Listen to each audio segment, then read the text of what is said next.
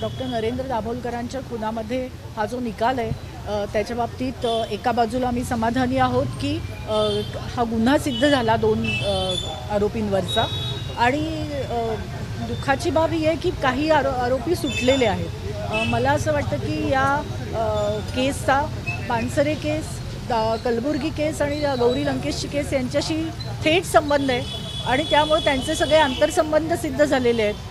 या निकालाचा निश्चितच परिणाम पानसरे आणि कलबुर्गी दाभोलकर केसेसवर होईल।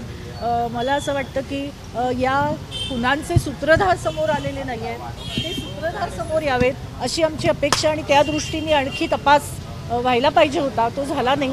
आम्ही याबाबत आणखी उच्च न्यायालयामध्ये आणि याच्यामध्ये दाद मागणार आहे दाभोलकर कुटुंबीय, त्याच्यातून आणखी काही माहिती समोर येईल असं मला वाटतं। न्याय भेटायला जवळपास 10 ते 11 वर्ष जावी लागतात, जरूर आहे, कारण एखादे कुटुंबियाच्या या खुनाबद्दल इतके वर्ष न्यायालयाकडे जावं लागतं। सेशन्स न्यायालयात चालू आहे केस, हायकोर्टामध्ये आमची पिटिशन चालू आहे।